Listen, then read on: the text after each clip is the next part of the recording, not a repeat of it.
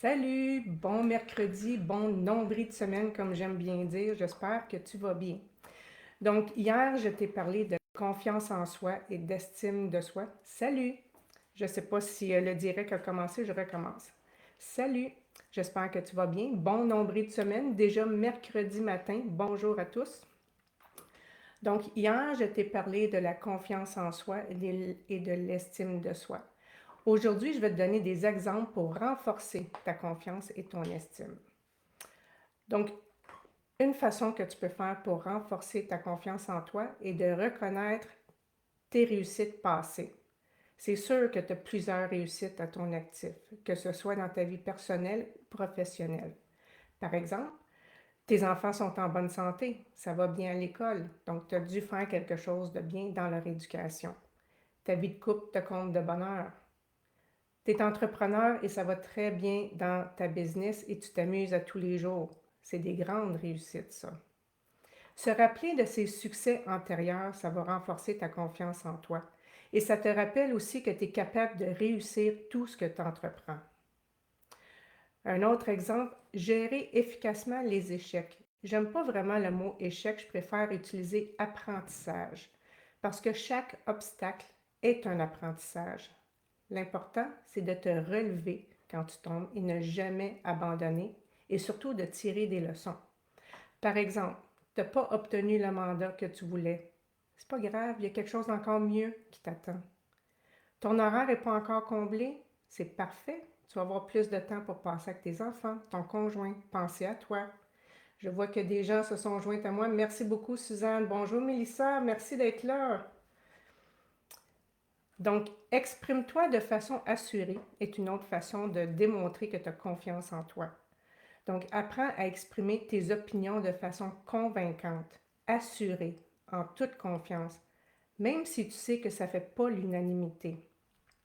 Tu as le droit d'avoir tes propres pensées et te différencier des autres. Par exemple, tu sais que l'entrepreneuriat, c'est fait pour toi et tu tripes là-dedans. Malgré ce que peut-être tes proches vont te dire par rapport à ta sécurité financière, ils ont peur pour toi. Je l'ai tellement entendu souvent de gens qui se partaient en affaires, la famille était comme ouais, mais là, c'est pas très. T'as pas peur de manquer d'argent, blablabla. Donc, si toi, tu as confiance en ton projet, tu fonces. Tu crois en ton entreprise et en l'impact que tu as ou que tu vas avoir auprès de tes clientes. Une autre façon d'avoir confiance en toi, c'est vraiment de t'accepter. T'accepter avec tes qualités, tes défauts, ton authenticité. Tu es différente des autres et c'est ça qui te rend une femme merveilleuse. Tu as ta personnalité unique. Tu as des qualités qui te démarquent des autres. Accepte ta différence avec fierté.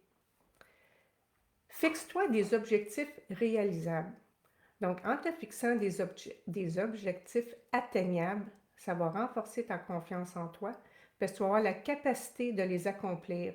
Puis une autre chose que je te dirais, c'est permets-toi de rêver grand. Ose rêver grand. Tu veux voyager plusieurs fois par année? C'est faisable. Tu veux faire 100 000 de revenus cette année? C'est aussi faisable. Tu mérites ce qu'il y a de mieux. Tes objectifs peuvent être grandioses, puis sont aussi réalisables parce que tu as confiance en toi, puis tu peux les atteindre. Gère tes émotions. Gérer ses émotions de façon saine, constructive, demande un travail constant. Comme je l'ai mentionné dans mes capsules de mindset la semaine dernière, tes émotions, c'est le fil conducteur de ton énergie. Donc, des émotions positives, ça va te donner de l'énergie négative qui va te donner de la confiance en toi plus. Par exemple, traite-toi avec bienveillance. Accueille tes émotions quand ils remontent, puis cherche à comprendre pourquoi elles remontent à un moment précis dans une situation précise. C'est pas si simple que ça, mais c'est faisable, ça demande du travail. Une autre façon d'avoir confiance en toi, c'est de prendre tes propres décisions. Écoute et aie confiance en ton intuition, ton jugement. Prends tes décisions par toi-même. Tu n'as pas besoin toujours d'avoir l'avis des autres pour te justifier. Crois en ta valeur. Écoute tes ressentis aussi. C'est une boule dans l'estomac quand tu es en mode prise de décision. c'est signe que peut-être c'est pas pour toi. Un que j'aime beaucoup, c'est que tu as le droit de dire non. Établis tes limites et refuse ce qui ne correspond pas à tes valeurs. Pourquoi tu devrais vivre une expérience qui ne te fait pas vibrer ou qui te fait sentir pas bien, pas à ton meilleur? Tu n'as pas à plaire à tout le monde. Tu es la personne la plus importante dans ta vie. Tu dois te prioriser et te respecter avant tout. Et oublie pas, dire non, c'est un choix conscient. Par exemple, et ça je l'entends tellement souvent, en appel découverte, tu ne sens pas la vibe avec la personne avec qui tu parles. Dis non. Une personne te fait une demande d'amis sur Facebook. Bon, tu vas la hacker comme on fait tout, tu vas voir son profil. Ce que tu vois, ça ne te convient pas vraiment, ça ne rejoint pas tes valeurs. Tu n'as pas besoin d'accepter sa demande d'amis. Dis non. J'ai une question pour toi, que tu sois en direct ou en rediffusion. Si ça te tente de partager dans les commentaires, je serais vraiment curieuse. C'est quand la dernière fois que tu as dit non pour te respecter? Moi, par exemple, j'ai dit non récemment à un nouveau mandat pour pouvoir mettre tous mes efforts sur le développement de ma nouvelle entreprise, Annick l'Activatrice. Donc, je me suis respectée et j'ai dit non. Si ça vous tente, les filles, de partager avec moi, je serais très curieuse. Si vous écoutez en rediffusion aussi, vous pouvez écrire dans les commentaires, c'est quand la dernière fois que vous avez dit non, je suis très curieuse de vous lire. Développe de nouvelles compétences. Donc ça aussi, ça peut aider à renforcer ta confiance en toi. Ça te sort de ta zone de confiance, que ce soit en cours d'anglais, de peinture, de dessin, d'une formation en gestion de réseaux sociaux. Aie de l'autocompassion. Sois bienveillante avec toi dans les moments plus difficiles. Offre-toi du temps pour te ressourcer si tu en ressens le besoin. Reconnecte-toi avec ta juste valeur. Par exemple, tu peux t'offrir un massage. Tu peux prendre l'après-midi de congé pour faire une activité qui te passionne ou tout simplement pour relaxer. Pratique de la gratitude. On entend beaucoup parler de journaling, de gratitude. Donc, reconnais les aspects positifs dans ta vie. Sois reconnaissante de tout ce que tu as, de tout ce que tu es, au lieu de mettre le focus sur ce que tu n'as pas encore. Plus tu vas avoir de la gratitude par rapport à ce que tu as déjà, tu vas attirer l'abondance en toi, c'est certain, vers toi.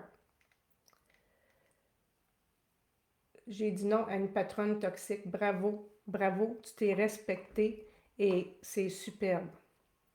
Parce que se laisser influencer ou se laisser, je vais dire quasiment, pas traiter comme on se le doit, c'est inacceptable. Donc, il faut savoir dire non, il faut savoir dire nos limites, mettre nos limites. Une autre question pour toi. Je viens de parler de gratitude. Nomme-moi une chose pour laquelle tu sens de la gratitude aujourd'hui même. Moi, j'en ai plusieurs, donc j'ai de la gratitude de pouvoir être ici aujourd'hui, ce matin, à te partager mon message avec passion. Je suis pleine de gratitude d'être en excellente santé, d'être aimée, etc., etc. Je suis tout le temps pleine de gratitude pour toutes les gens qui partagent ma vie aussi. Donc, une autre façon de renforcer ta confiance, c'est d'accepter les compliments. Je pense qu'en étant... Les femmes, on a peut-être un petit peu plus de difficulté à accepter les compliments sans les sous-estimer. Si une personne te complimente, accepte-le. Si le compliment est sincère, c'est parce que cette personne-là reconnaît ta valeur. Elle t'apprécie pour qui tu es et ce que tu lui apportes. Que ce soit que tes cheveux sont beaux ou que ton idée de publication était géniale, accepte les compliments. Donc, je vais juste aller lire dans les commentaires. Je vois du coin de l'œil que ça bouge. J'ai de la gratitude pour ma santé et de t'avoir rencontré. Oh, t'es donc bien fine! Merci, Suzanne. Moi aussi, pleine de gratitude de t'avoir dans ma vie. J'ai des femmes extraordinaires dans ma vie depuis que je suis en entrepreneuriat. Puis oui, je suis en gratitude à tous les jours pour ça. Bon, ça m'a déboussolé, ça là. Une autre façon de renforcer ta confiance en toi, puis là, je vais toucher un point sensible, surtout chez les femmes. Réconcilie-toi avec ton image corporelle. Ouf! Cultive une perception positive de ton corps et de ton apparence. Je te vois grimacer. Tu te dis, ouais, pas évident, je le sais. Pas évident.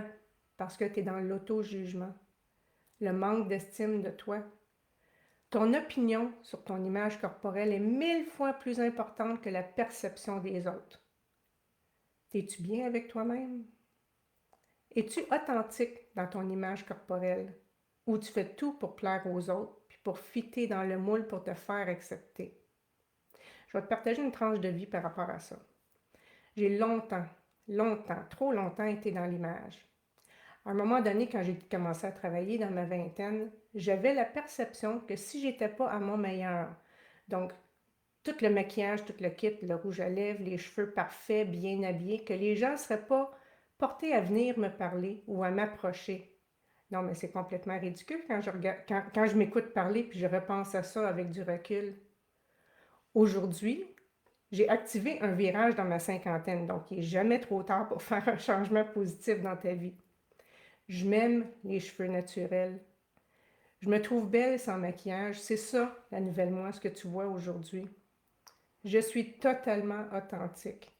Je me sens légère, je me sens alignée avec qui je suis et je ressens un bien-être quotidien. Donc c'est ça, s'accepter. Si tu restes au même point, tu n'auras pas des résultats différents. C'est dans l'action et en activant un changement, aussi petit soit-il, que tu vas obtenir des résultats différents. Donc, c'est ce qui conclut mes capsules cette semaine sur la confiance en soi et l'estime de soi. Je vais te revenir la semaine prochaine avec un autre aspect du développement personnel. Je vais te dévoiler le tout lundi prochain. Donc, d'ici là, je continue de connecter avec toi. Donne-moi tes commentaires si tu écoutes en rediffusé. Pose-moi des questions, ça va me faire extrêmement plaisir. Donc, je te remercie de ton écoute. Je te souhaite une excellente journée et je te dis à très bientôt. Ciao!